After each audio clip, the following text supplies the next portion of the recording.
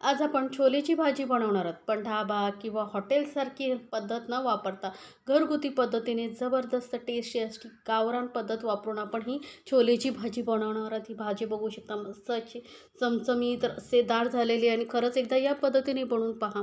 खूप भारी लागते. पोळीबरोबर, पुरीबरोबर खाल्लात ना तर पोटं चाटत राहा. एवढी जबरदस्त सोपी पद्धत आहे.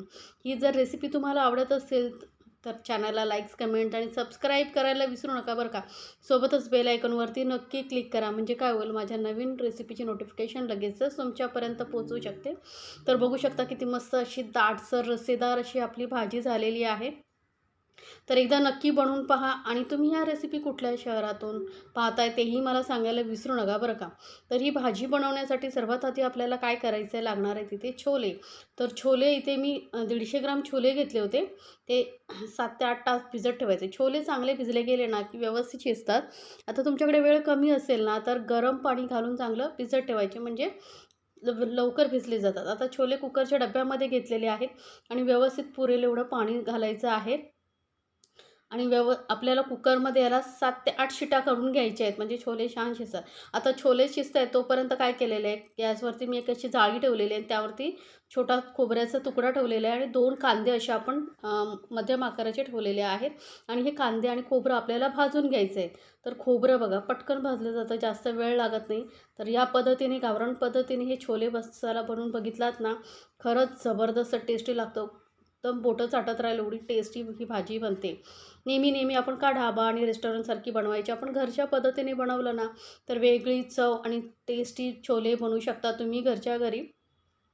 सण समारंभ वगैरे असेल ना तर हे या पद्धतीने तुम्ही नक्की छोले बनवून पहा. तर हे बघा, कांदा थोडा भाजायला वेळ लागतो, पण हे खोबरं जे आहे लवकर भाजलं जातं आणि असं त्याला आग पेटल्यासारखं होतं. तर ते विजवून टाकायचे आणि हे खोबरं आपण साईडला ठेवून देऊया. कांदे आता थोडा काळपट कलर येईपर्यंत भाजून घ्यायचं, म्हणजे काय होतं, एक त्याला ना असं जळकास फ्लेवर येतो, स्मोकी फ्लेवर. त्यामुळे आपले छोले ना जबरदस्त टेस्टी लागतात. आणि कांदा जो आहे आतपर्यंत व्यवस्थित भाजला जातो. गॅस एकदम कमी ठेवून कांदा बघा भाजून घेतलेला आहे.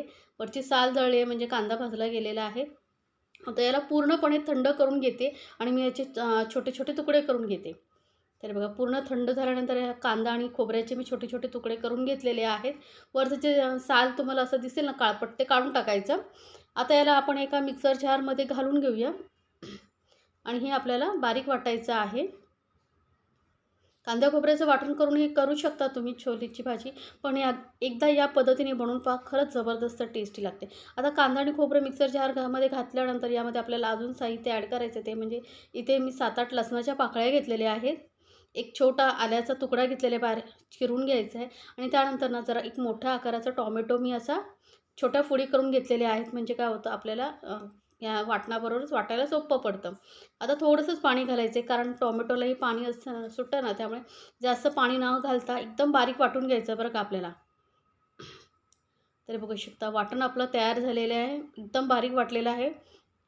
आणि छोलेही चेक करूया, छोलेही मस्त शिजले आहेत, खूप गरम आहेत. आता बघू शकता, कसं आपण चेक करून बघूया, हाताला चटका लागतो. मस्त शिजले गेलेत, असे छान शिजले गेले पाहिजेत. कारण काय होतं माहिती आहे, जर कमी शिजवलात ना तर जेव्हा छोलेची भाजी बनवून तुम्ही ठेवला थोडा वेळ, तर छोले लगेचच कडक होतात. त्यामुळे व्यवस्थित शिजवून घ्यायचे, 7 ते 8 शिट्या काढून घ्यायच्या. आता गॅसवरती एक कढई ठेवलेली आहे, त्यामध्ये थोडं तेल घेतलेलं आहे आणि एक हिरवी मिरची उभी चिरून घातलेली आहे. आता हिरवी मिरची चांगली भाजली गेल्यानंतर यामध्ये ना एक तेजपत्ता घालते. मोठा तेजपत्ता होता, त्यामुळे मी त्याचे 2 तुकडे करून घातलेले आहेत. छोटे असेल तर 2 घातला तरी चालेल. आता हा तेजपत्ता आणि हिरवी मिरची भाजल्यानंतर यामध्ये एक छोटा चमचा जिरं घालते. जिरंही चांगलं असं चटकू द्यायचं आहे. मस्त भाजलं गेलं ना की त्याचा फ्लेवर छान येतो भाजीमध्ये. आता लगेचच यामध्ये आपण जे वाटण करून ठेवलं होतं ते घालून घ्यायचं आहे. पूर्ण वाटण घालून घ्यायचं आणि गॅस एकदम कमी ठेवायचा आहे. कारण यामध्ये पाणी नाही आहे, खूप पाण्याचा अंश कमी आहे. त्यामुळे काय अंगावरती उडू शकतं. त्यामुळे गॅस एकदम कमी ठेवायचा आहे आणि मस्त असं हे आपल्याला वाटण तेलामध्ये चांगलं भाजून घ्यायचं आहे. कारण यामध्ये आपण कांदा खोबरं जरी भाजले असले ना, तरी आलं लसूण कच्चं आहे ना, त्यामुळे टोमॅटो कच्चा आहे, त्यामुळे चांगला भाजला गेला तर ना भाजीला टेस्ट खूप छान येते. त्यामुळे ही गोष्ट लक्षात ठेवा. जर भाजलं गेलं नाही ना तर उग्र वास येतो आलं लसणाचा, त्यामुळे व्यवस्थित भाजून घ्यायचे. आता यामध्ये घालते मी थोडीशी हळद, 1 चमचा लाल मिरची पावडर घातली आणि अर्धा चमचा काश्मीरी लाल मिरची पावडर घातली आहे. यामुळे कलर खूप छान येतो. अर्धा चमचा धने पावडर घालते आणि 1 चमचा भरून इथे मी छोले मसाला घालते. कुठल्याही ब्रँडचा का छोले मसाला जरा जास्त घालायचा, मस्त फ्लेवर येतो. आता छोले मसाले नसेल तुमच्याकडे तर मग गरम मसाला घालू शकता. इथे मी काय केलं आहे, छोले मसाला घातलेला आहे त्यामुळे मी गरम मसाला घातलेला नाही आहे, लक्षात ठेवा. आता गरम मसाला तुम्हाला घालायचा असेल तर मग अर्धा चमचा तुम्ही इथे घालू शकता. आता हे मसालेही चांगले ग्रेव्हीबरोबर आपल्याला मिक्स करून शिजवून घ्यायचे. तर थोडंसं पाणी घालते. मिक्सर जारमध्ये घालून थोडंसं पाणी घातलेलं आहे, म्हणजे काय होईल, ग्रेव्ही खाली लागली नाही पाहिजे.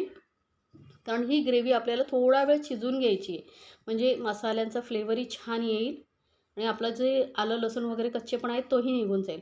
तर याला झाकून 2-3 मिनटं आपण एकदम मंद गॅसवरती शिजवून घ्यायचं आहे.